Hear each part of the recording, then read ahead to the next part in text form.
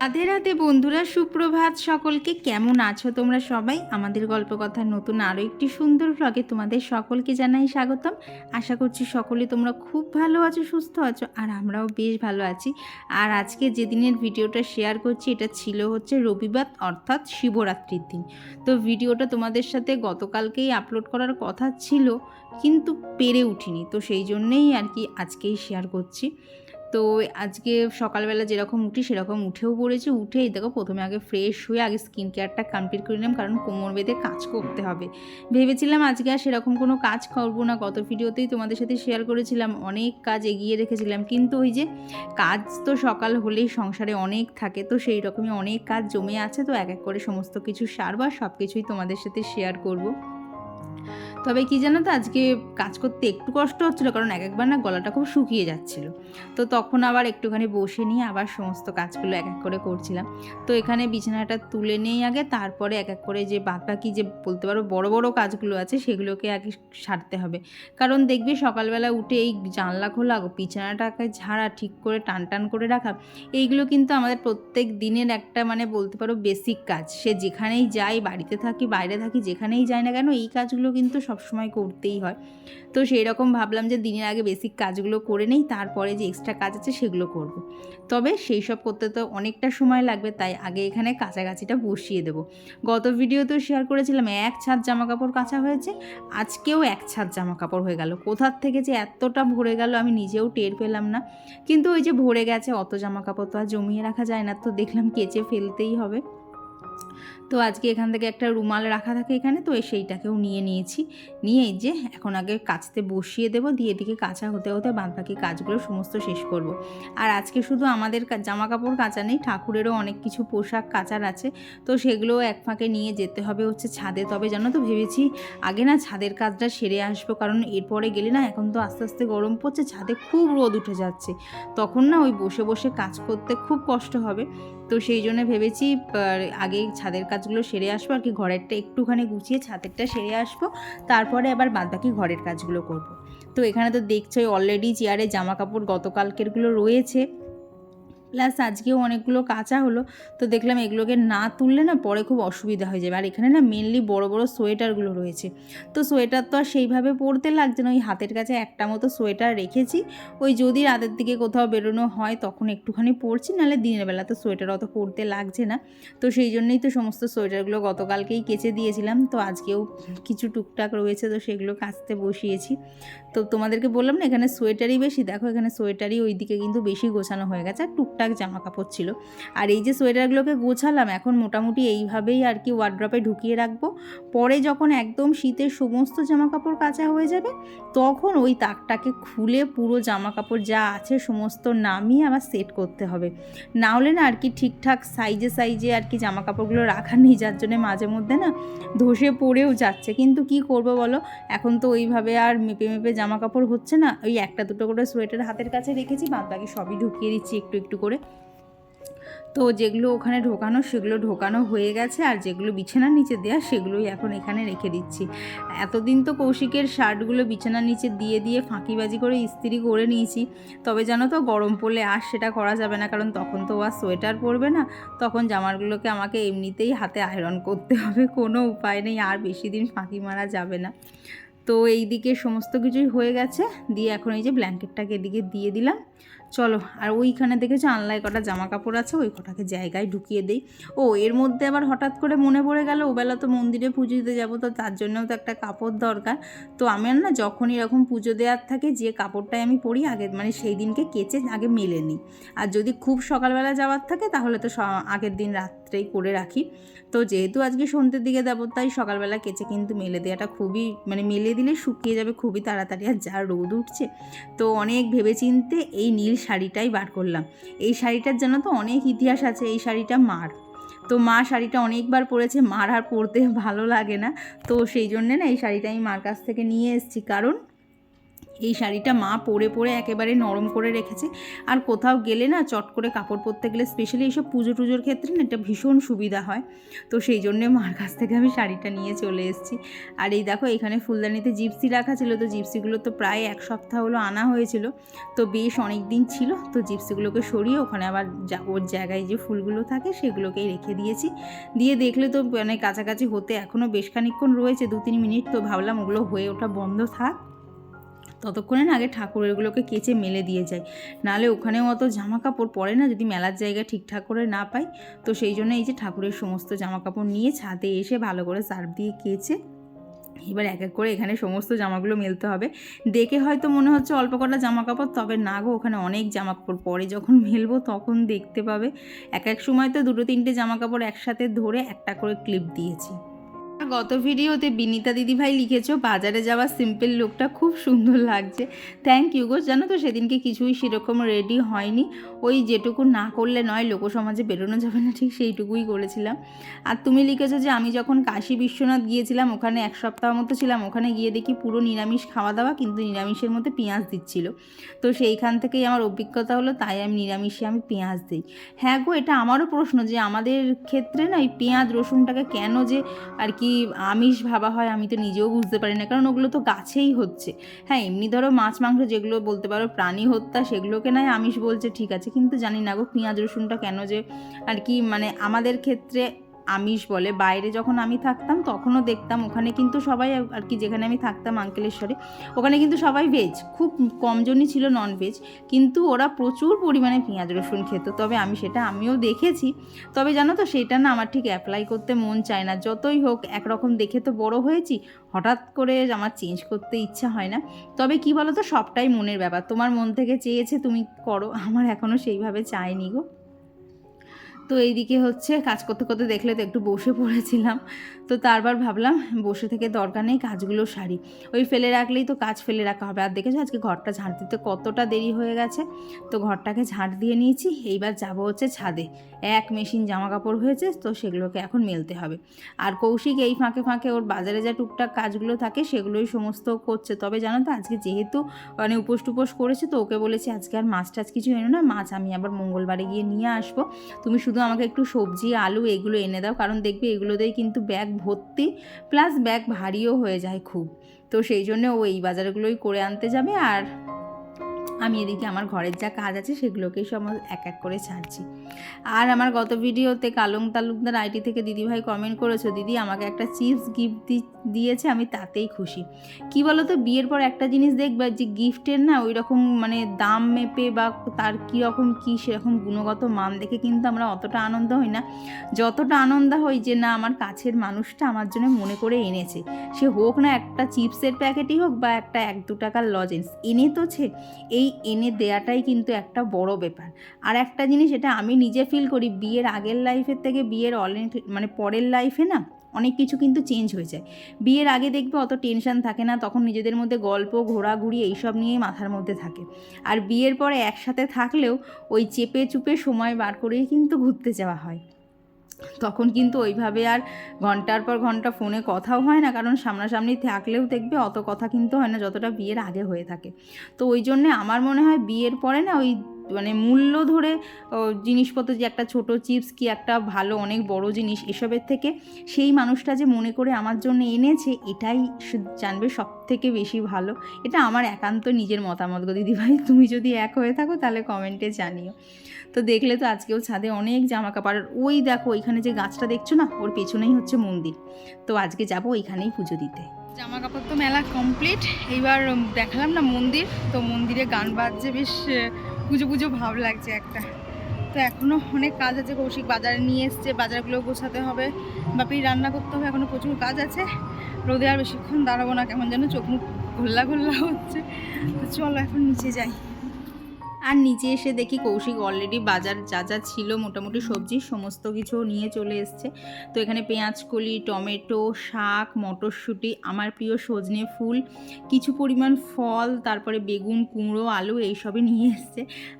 আর আজকে না বাজার কমও, কারণ ওই দেখো প্যাকেটের মধ্যে পালং শাক, একটা গোটা বাঁধাকপি, গত সপ্তাহে রান্না পুরো কুমড়ো, খানিকটা ফুলকপি, আরও এক আঁটি শাক, সমস্ত কিছু বেঁচে গেছে। আর কি জানো তো, একটু যদি হিসাব করে চেপে চেপে চালানো যায় তাহলে কিন্তু এ সপ্তাহের অনেক সবজি কিন্তু পরের সপ্তাহের জন্য রেখে দেওয়া যায়। তো আমারও এ সপ্তাহে অনেকটাই সবজি বেঁচেছিল, যার জন্য আজকে বাজারটাও কম হয়েছে। আর বাজার কম মানে খরচাটাও একটুখানি কমই হয়েছে। তো এখানে সব বাজার তো আর ওই কন্টেনারের মধ্যে ঢুকবে না, তো সেই জন্য যেগুলো আর কি ঢোকানোর মতো সেগুলো ঢুকিয়েছি। এবার ধরো ওই বড় বড় বেগুনগুলো, তারপরে কুমড়ো, পেঁয়াজগুলো, এগুলো তো আর ওর মধ্যে ঢুকবে না। আর মটরশুঁটিও অনেক রয়েছে ওর মধ্যে, ঢুকিয়ে মানে সবটা ঢুকবে না। তো ওগুলোকে ওই জন্যই প্লাস্টিকের মধ্যে করে সমস্ত কিছু আর কি ফ্রিজের মধ্যে ঢুকিয়ে রাখবো। আর আজকে যেহেতু অনেক বাজারই এর মধ্যে ঢুকবে না, তাই শেষ মুহূর্তে এইরকমই একটা সেট গোছানো হয়েছে। তো ওগুলোকে ফ্রিজে ঢুকিয়ে দিয়ে এইবার চলে এসেছি রান্নাঘরে, কারণ করব হচ্ছে এখন বাপির জন্য রান্না। তো এখানে হচ্ছে দেখো এই সবজি কটা সমস্ত কেটে নিয়েছি, যেহেতু এটা স্পেশালি বাপির জন্য তরকারি হচ্ছে, তো এর মধ্যে আর আলু দেবো না, আলু ছাড়াই সমস্ত সবজিগুলো এখানে একসাথে দিয়ে দিয়েছি। তার আগে শুকনো লঙ্কা আর 5 ফোড়ন ফোড়নে দিয়েছিলাম, দিয়ে এই যে নাড়াচাড়া করছিলাম, করতে করতে তার মধ্যে নুন, হলুদ আর সামান্য জিরের গুঁড়ো, হ্যাঁ আর একটা টমেটোও দিয়েছিলাম। তো সমস্ত কিছু দিয়ে ওখানে একটা চচ্চড়ি মতো করছি। বাপির এই তরকারি খেতেই মানে বাপি আর কি বেশি পছন্দ করে, যেখানে বেশি তেল মশলা কিচ্ছু থাকবে না।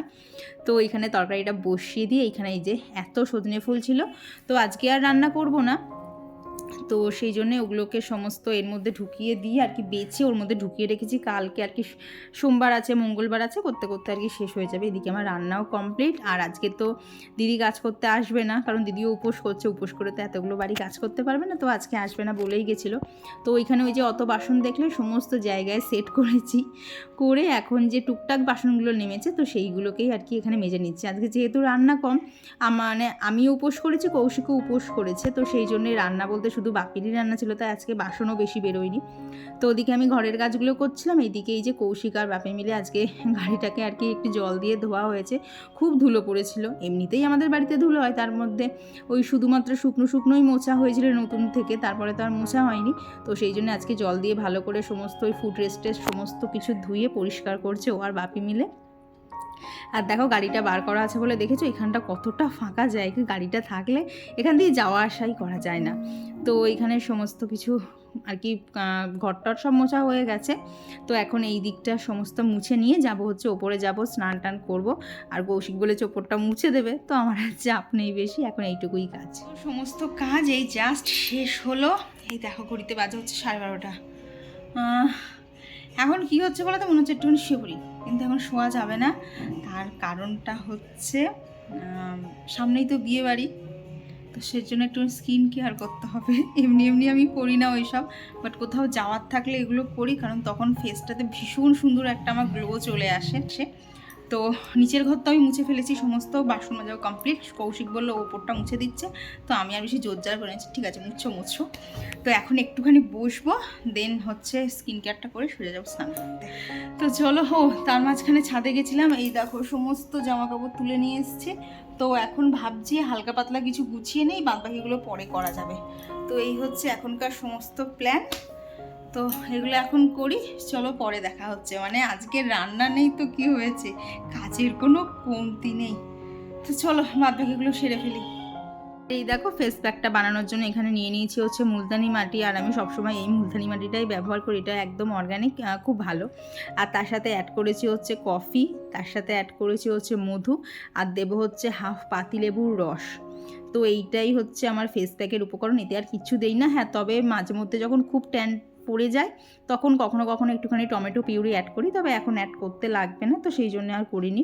তো এটাই এখন ফেসে, হ্যাঁ তার আগে ফেসটা ভালো করে ফেস ওয়াশ দিয়ে ক্লিন করে নিয়েছি, দিয়ে এখন ভালো করে অ্যাপ্লাই করে এই মিনিট 10 মতো রাখবো, ব্যাস তারপরে ধুয়ে ফেলবো। তো এই হচ্ছে আমার স্কিন কেয়ার, খুব চটজলদি হয়ে যায়, কিন্তু আমি রেজাল্টটা ভীষণ ভালো পাই। এখানে হয়তো অনেকে বলবে আর কি লেবু টেবু মুখে দিও না, তবে কি বলো তো আমার শ্যুট করে যায় তো আমার কোনো অসুবিধা হয় না। তারপর ছাদে চলে গেছিলাম, স্নান করেই দেখো গাছ থেকে আকন্দ ফুল তুলে পুজো দেব, কতটা আনন্দের ভাবো তো। তো আজকে অনেক রকমেরই ফুল তুলেছিলাম, কিছু পিটুনিয়াও তুলেছিলাম, ওই সিংহাসনটা সাজাবো বলে এই আর কি। তো চলো এখানে ঠাকুরের সমস্ত জামা কাপড়ও আর কি যেগুলো ঠাকুরের মেলা ছিল সেগুলোকেও সমস্ত তুলে ভালো করে ভাঁজ করে দিয়েছি, এবার নিচে গিয়ে সমস্ত কিছু গুছিয়ে আগে পুজোটা দিয়ে নিই। তো আর আমার গত ভিডিওতে কমেন্ট করেছিল তানিস কিচেন আইডি থেকে দিদিভাই, সুচরিতা মণ্ডল দিদিভাই, জিনিয়া, আর কমেন্ট করেছিল অর্পিতা মান্তুস লাইফস্টাইল থেকে। তো দিদিভাই লিখেছো, হ্যাঁ গো দিদিভাই আমারও রাস্তার ধারে বাড়ি, খুব ধুলো হয়, সে আর বলতে হবে না গো, তুমি যতই পরিষ্কার করো তোমার বাড়িতে ধুলো কমবে না, যেহেতু রাস্তার ধারে বাড়ি। আর কমেন্ট করেছিল হচ্ছে সমর্পিতা দিদিভাই, আর তৌহিদা বিবি লিখেছে, সত্যি দিদি তোমার ভিডিও আমার কাছে যেন থেরাপির মতো কাজ করে। থ্যাংক ইউ গো, যে একটা সামান্য ভিডিও এত মানুষের যে উপকারে লাগতে পারে, সত্যি গো ইউটিউবে না এলে এইসব আমি জানতেই পারতাম না, আর সত্যি কথা বলতে বিশ্বাসও করতাম না যে তোমরা আমাকে এতটা ভালোবাসা দেবে, যে সেটা মানে ভাষাই বলার না।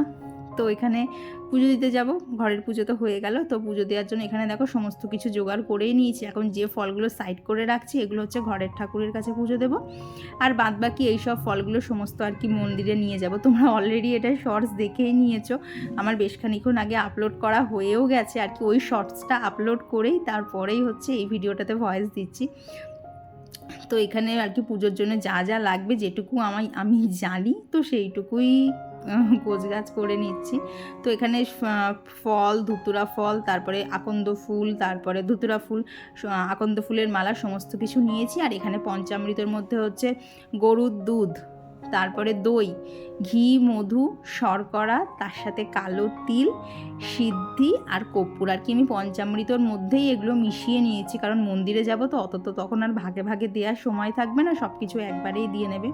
আর এখানে আলাদা করে ঘি আর মধুও নিয়ে নিয়েছি, শিব ঠাকুরকে আর কি ওইগুলো মাখিয়ে তারপরে স্নান করাবো। তো এইখানে পঞ্চামৃতর জলটা পুরো রেডি, আর সাথে করে আলাদা করে একটুখানি গঙ্গা জলও নিয়েছিলাম আর কি, এই দুধ গঙ্গা আর কি এই পঞ্চামৃত দিয়ে স্নানের পর নর্মাল জল দিয়েও আর কি স্নান করাতে হয়, আর সাথে কিছু এক্সট্রা ফুলও নিয়েছিলাম।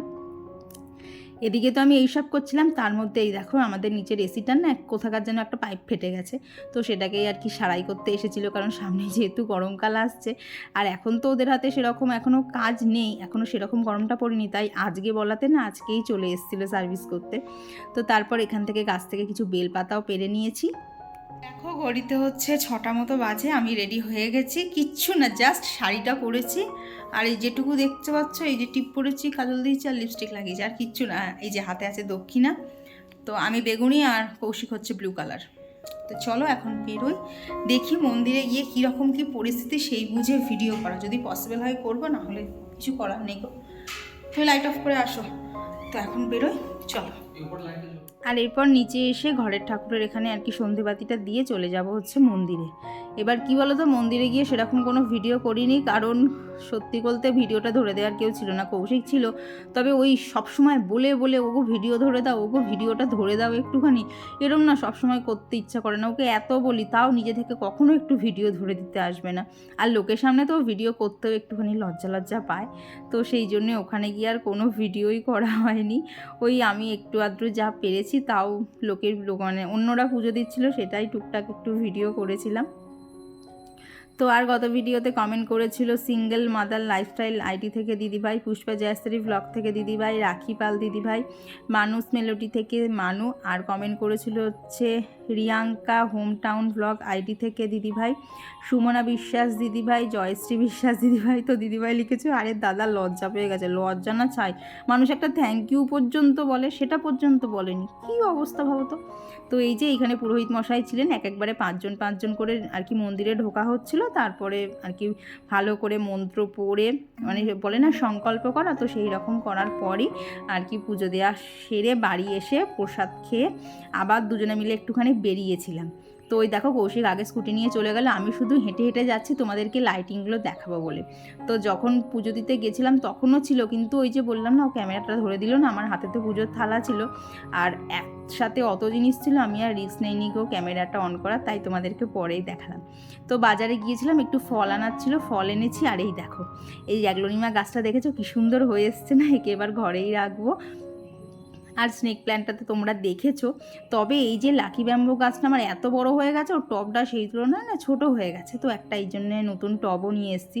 তো টবটা জানো তো আমি প্লেন চাইছিলাম, কিন্তু না প্লেন পেলাম না, সেই প্রিন্টেড টবে নিতে হলো। কি জানি আমার না প্রিন্টেডটা অতটা ভালো লাগে না, তো যা পেয়েছি তাই নিয়ে এসেছি। আজকের মতো খাওয়া দাওয়া করে ঘরে এলাম, দাঁড়াও টিপটাও সরে গেছে, আর এখন শরীরটা দিচ্ছে না। রাত্রে ফল আর মিষ্টি খেয়েই আজকের মতো এখানেই থাক, যা হবে আবার কালকে দেখা যাবে। মানে কি বলো তো, মানে খেতেও ইচ্ছা করছে আবার মানে চিবাতেও ইচ্ছা করছে না, এরকম করে সব খাওয়া দাওয়াগুলো হলো। তো যাই হোক, এই অবধি থাক এই ভিডিওটা। আবার কালকে তোমাদের সাথে সকালটা একটুখানি শেয়ার করব, কারণ শিবরাত্রি আজকে ব্রত করা হয়েছে। তো কালকে সকালবেলা মন্দিরে পুজো দিয়ে ঠাকুরমশাইকে সিধে দিয়ে তারপর হচ্ছে শিবরাত্রি কমপ্লিট হবে। তো সেইভাবেই মা বলল। আর আবারও বলছি, নিয়মকানুন আমি সেরকম কিছু জানি না, যেটুকু মন থেকে চাইছে সেইটুকুই করছি। তো এখন বেজে গেছে অনেক, কটা বাজে? 11টা বেজে গেছে। শুয়ে পড়ি, আবার কাল দেখা হবে তোমাদের সাথে। এইটা হচ্ছে পরের দিন সকালের, অর্থাৎ সোমবার সকালে। তো সকালবেলা রান্নাবান্না সমস্ত করে নিয়েছি, কৌশিক অফিসেও বেরিয়ে গেছে। তারপর স্নান টান সেরে গাছ থেকে দেখেছো আজকে কতগুলো আকন্দ ফুল পেয়েছি। তো সেই সব তুলে নিয়ে এসে এইখানে ঠাকুরের জন্য আবার ওই কালকে যেরকম করে আর কি জলটা বানিয়েছিলাম, এখানে সেরকমই জল বানিয়েছি, তবে দইটা ছিল না, দইটা বাদেই ঠাকুরের স্নানের জলটা বানিয়ে নিয়েছি। দিয়ে এই যে এখানে আগে ঘরের ঠাকুরের এখানে পুজো টুজো দিয়ে যাব হচ্ছে মন্দিরে, কারণ মা বলেছিল একবার মন্দিরেও যেতে হবে, কারণ যেদিনকে উপোস করতে হয় তার পরের দিন আর কি বাউন মশাইকে সিধে দিয়ে প্রণাম করে আর কি উপোস ভঙ্গ করতে হয়। তো সেই জন্যেই ভাবলাম এমনিতেই সোমবারে আমি তো মন্দিরে যাই, তো বাউন মশাইকে ওখানেই পেয়ে যাব, তো ওনাকে ওখানেই আর কি সিধেটা দিয়ে তারপরে যেরকম আর কি সোমবারে আমি পুজো করে আসি মন্দিরে, সেরকম করে পুজো করে এসে তারপরেই একেবারে কিছু খাবো। কারণ কালকে থেকে ফল মিষ্টি এইসবই চলেছে, ভাত টাত তো সেরকম কিছুই খাইনি, তাই জন্য ভেবেছি পুজো দিয়ে এসে তারপরেই করব।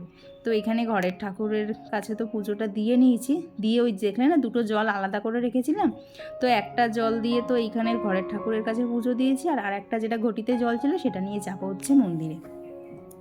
তো আর আমার গত ভিডিওতে কমেন্ট করেছিল হচ্ছে চৈতালি, সুরভি দি, দেবনন্দা হাজরা দি, বৈশালীনাথ দিদিভাই, SSR আইডি থেকে দিদিভাই, লোপামুদ্রা দি, সুস্মিতা দিদিভাই, ঈশিতা চক্রবর্তী দিদিভাই, আর কমেন্ট করেছিল ইমাহি আইডি থেকে দিদিভাই। তো তোমাদের সকলকে জানাই অসংখ্য ধন্যবাদ, তোমরা এইভাবেই প্রত্যেকটা ভিডিওতে আমার পাশে থাকো আর সুন্দর সুন্দর কমেন্ট করো। তো এই যে এখানেও সবাই মিলে জল দিচ্ছিল, আজকেও আমার ভিডিওটা তোলা হয়নি, সবারটাই তুলেছি। সমস্ত পুজো টুজো এই কমপ্লিট করে বসেছি, আর কালকে থেকে যে ভিডিওটা শুরু করেছিলাম সেটা আজকে শেষ হলো। এইবার হচ্ছে কালকে তো মানে ফল টল খেয়ে তো সারাদিন ধরে থাকা হয়েছে, আজকে এইবার হচ্ছে এখন পুজো দিতে গেছিলাম, চরণামৃত এনেছি, চরণামৃত খেয়ে এইবার আমার শিবরাত্রি শেষ হবে। তো আমি জানি না কতটা কি নিয়ম ভুল করেছি ঠিক করেছি, যেটুকু যা মন থেকে পেরেছি সেটুকুই করেছি। যদি কিছু মনে হয় তোমাদের বলা তাহলে বলো, আমি নেক্সট বার অবশ্যই করব। তো এই ব্লগটা তোমাদের কেমন লাগলো অবশ্যই জানিও, ভালো লাগলে একটা লাইক করে দিও। আর আজকে তো হচ্ছে সোমবার, আমাদের এমনিতেও নিরামিষ থাকে। তো এখন বাজে হচ্ছে 10:30, এখন যাব রান্নাবান্না করব। আর আজকে কোনো বড় ভিডিও শ্যুট করিনি, কারণ অলরেডি দুটো ভিডিও জমা হয়ে গেছে, সেগুলোকে এখনও এডিট করা হয়নি। ইভেন আজকে সোমবার তোমাদের সাথে ভিডিও শেয়ার করেছি সেটা পর্যন্ত আমি এডিট করিনি। তো রান্নাবান্না সেরে এডিট করতে বসবো, জানি না তোমরা কখন ভিডিও পেয়েছো। তো চলো ভিডিওটা এখানেই রাখছি, তোমাদের কেমন লাগলো অবশ্যই জানিও। সবাইকে জানাই টাটা।